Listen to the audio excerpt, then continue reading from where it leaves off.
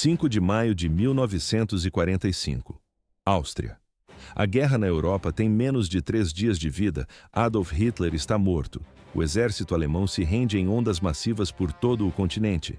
Mas no alto dos Alpes tiroleses, uma fortaleza medieval domina a colina. O Castelo Itter. Dentro dessas muralhas, a cena mais estranha da Segunda Guerra Mundial está em curso. Quem olhasse através de binóculos não acreditaria na imagem. Nas paredes do castelo, soldados americanos operam metralhadoras. Ao lado deles, ombro a ombro, estão soldados alemães. Eles não são prisioneiros, eles não são cativos. Estão armados, usam uniformes da Wehrmacht e disparam contra outros alemães. Por que soldados de exércitos inimigos lutariam juntos? A resposta é simples: sobrevivência. Mas na prática, era uma aliança improvável entre antigos rivais. O comando está dividido entre 2 homens, um comandante de tanques americano, com aparência de astro de cinema, e um major alemão que deseja apenas voltar para casa. Juntos, eles enfrentam um inimigo comum, a Waffen-SS. Uma divisão fanática de tropas de elite sobe a colina para executar todos dentro do castelo. No quadro, nota-se o contraste, o verde-oliva americano misturado ao cinza da infantaria alemã. Os defensores possuem apenas um tanque, a munição é limitada. Eles protegem os prisioneiros mais valiosos da guerra, primeiros ministros franceses e generais de alto escalão. Não é o roteiro de um filme de ficção. Isso realmente aconteceu. Esta é a única vez na história em que o exército dos Estados Unidos e o exército alemão lutaram como aliados na Segunda Guerra Mundial. Ouvindo o som dos motores, os defensores se preparam. É a história da batalha pelo Castelo Itter. O dia em que inimigos se tornaram irmãos de armas. O dia em que a Besotten Jenny, um tanque Sherman solitário, segurou a linha de frente contra a fúria da SS. Mas isso era apenas o começo. Para entender por que essa batalha ocorreu, é preciso olhar para quem estava preso lá dentro. O local era conhecido como Schloss Itter, uma prisão de luxo para os alvos mais importantes do Terceiro Reich. No pátio percebe-se o nervosismo dos guardas originais. A situação escalou rápido. Não havia caminho de volta.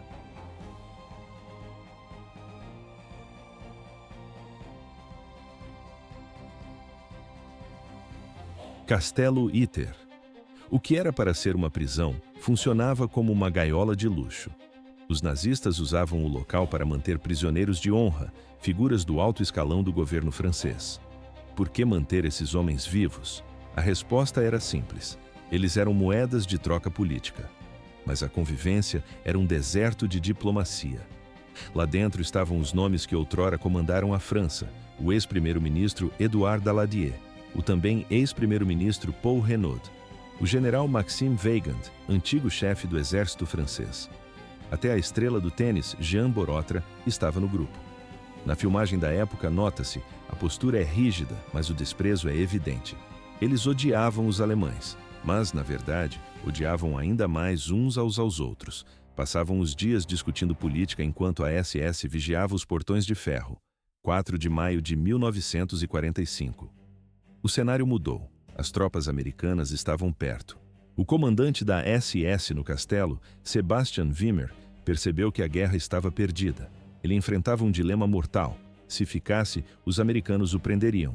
Se seguisse as ordens de Heinrich Himmler, teria que executar todos. A ordem era clara: nenhum prisioneiro sai vivo. Wimmer olhou para as linhas de frente no horizonte. Observou as unidades fanáticas da SS que ainda vagavam pelas florestas próximas. Ele tomou uma decisão. Juntou seus pertences e fugiu. Os guardas da SS seguiram o exemplo e abandonaram os postos. 4 de maio de 1945. A localização era improvável. A poucos quilômetros do castelo, na pequena cidade de Wörgl, o major Josef Gangl tentava manter seus homens vivos. Gangl era um oficial da Wehrmacht, um soldado do exército regular. Ele carregava medalhas do fronte russo, mas escondia um segredo. Ele era antinazista. Gangl colaborava secretamente com a resistência austríaca há meses. No mapa tático, a situação era crítica. A SS planejava explodir as pontes da cidade e lutar até o último homem. Gangl queria impedir a destruição. Ele buscava uma forma de se render sem ser fuzilado por traição. Por que Gangl arriscaria tudo? A resposta veio em 2 rodas. Um cozinheiro tcheco atravessou as linhas da SS em uma bicicleta. Ele trouxe uma mensagem urgente do castelo de Ytter. O aviso era claro. Os líderes franceses estavam encurralados e a SS avançava para a execução. Gango enfrentava um dilema de vida ou morte. Ele não tinha homens suficientes para enfrentar a SS sozinho. Mas permitir o assassinato de prisioneiros V e P seria uma mancha eterna na honra militar alemã. Ele tomou uma decisão suicida. O major pegou uma bandeira branca. Ele subiu em seu Kübelwagen e acelerou em direção às linhas americanas. No vídeo, nota-se um jipe alemão cruzando terra de ninguém sem disparar um único tiro. Ele não buscava combate, ele buscava um aliado. 13 quilômetros dali, na cidade de Kufstein, a 12ª Divisão Blindada dos Estados Unidos acabava de estacionar. À frente da unidade de reconhecimento estava o capitão John Jack Lee. Jack Lee era a imagem do comandante de tanques americano. Ele mastigava charutos, falava alto e agia com agressividade. Parecia um ator saído de um set de filmagens de Hollywood. Seus soldados o seguiam sem questionar. Na imagem, observa-se. O capitão descansa ao lado de seu tanque Sherman, batizado de Besotten Jenny. O motor ainda estava quente. De repente, o barulho de um motor inimigo rompeu o silêncio. Um carro alemão se aproximava em alta velocidade. À primeira vista, um ataque surpresa. Mas na prática, um pedido de socorro desesperado. O destino do castelo agora dependia de dois inimigos improváveis. Os eventos aceleraram. Não havia mais margem para erro.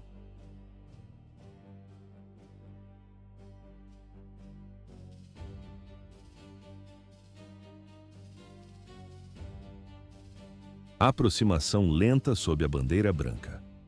O capitão Lee não hesitou. Ele colocou a mão sobre o coldre da pistola. Mas o oficial alemão à frente não sacou a arma. Em vez disso, ele prestou continência. Era o Major Gange. Por que um oficial da Wehrmacht buscaria o inimigo? A resposta era sobrevivência. Gange explicou a situação em um inglês pausado e difícil. Prisioneiros franceses de alto escalão estavam presos no castelo. A SS estava a caminho para executá-los. Gange queria desertar e ajudar no resgate. Lee encarou Gange. Um major alemão propondo uma aliança militar? À primeira vista, uma rendição, mas na prática, uma aposta perigosa. O cenário cheirava a emboscada. Lee era um jogador. Ele mordeu o charuto e analisou o mapa sobre o capô. Tudo bem, Fritz, vamos buscá-los. Lee acionou o rádio para o quartel-general. A mensagem foi curta. Ele iniciaria uma missão de resgate no castelo Ytter. O detalhe, levaria o major alemão junto. Os superiores acharam que ele tinha enlouquecido. Mesmo assim, deram o sinal verde. O capitão reuniu uma força minúscula, 2 tanques, 7 soldados de infantaria, e o caminhão de Gange repleto de soldados da Wehrmacht. Ouve-se o barulho dos motores a diesel ligando em sincronia. Foi o comboio mais bizarro da Segunda Guerra Mundial. Um tanque americano na liderança com um caminhão alemão logo atrás. A coluna avançou por território controlado pela SS. Nas estradas sinuosas surgiram bloqueios inimigos. O tanque Besotten Jenny disparou. Os alemães no caminhão abriram fogo com seus fuzis Mauser contra os próprios compatriotas da SS. Não havia caminho de volta. Eles abriram caminho à força até o portão principal. No quadro, os prisioneiros franceses saem para o pátio. Eles esperavam ver uma divisão inteira do exército americano. Em vez disso, encontraram um único tanque, 7 americanos e um punhado de alemães. A decepção foi imediata. Os prisioneiros olhavam para os lados, procurando o restante do exército, mas o reforço não viria. Aqueles poucos homens eram tudo o que separava os VIPs de um pelotão de fuzilamento. Assim começou a defesa improvável.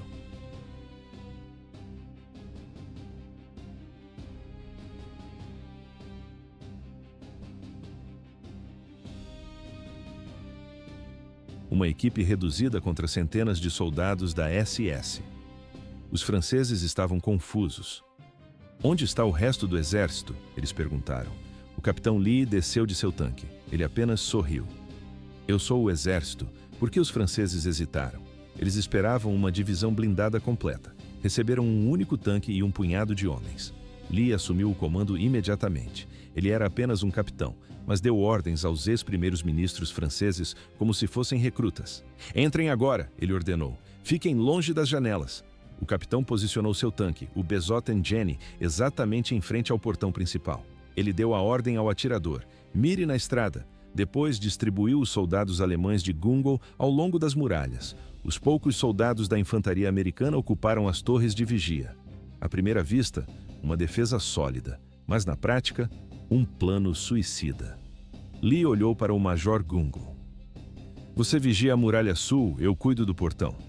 Gungle bateu continência. Pela primeira vez em 5 anos de guerra, soldados alemães e americanos dividiram cigarros. Eles compartilharam comida e testaram as armas uns dos outros. No quadro, homens de fardas inimigas sentados lado a lado no pátio. Eles sabiam que, quando o sol nascesse, todos morreriam juntos. 5 de maio, madrugada. A neblina começou a dissipar. Ouve-se o primeiro disparo. A SS havia chegado.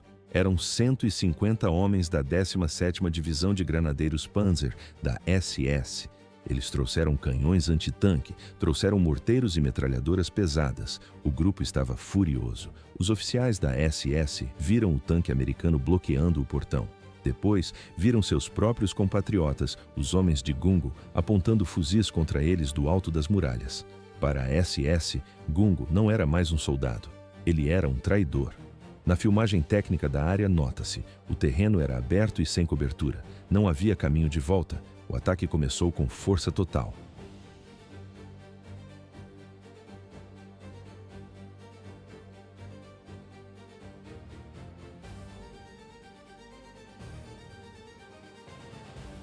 O alvo era o castelo. Centenas de fuzis disparavam simultaneamente contra as paredes de pedra antiga. Fragmentos de rocha saltavam a cada impacto. Os prisioneiros franceses de alto escalão não recuaram. Renaud e Deladier não buscaram abrigo no porão. Eles agarraram fuzis e assumiram posições nas janelas. Até o campeão de tênis Jean Borotra entrou no combate. Ele disparava com precisão, mas a vantagem numérica era alemã. O inimigo posicionou uma arma pesada, um canhão antitanque de 88 milímetros. O canhão foi apontado diretamente para o portão. O alvo era o tanque Besotten Jenny. Ouve-se o som metálico do disparo. A granada atingiu o blindado em cheio. O Besotten Jenny explodiu em uma bola de fogo. Na filmagem mental do cenário, nota-se o metal retorcido e a fumaça negra subindo. A tripulação americana saltou da escotilha segundos antes da detonação.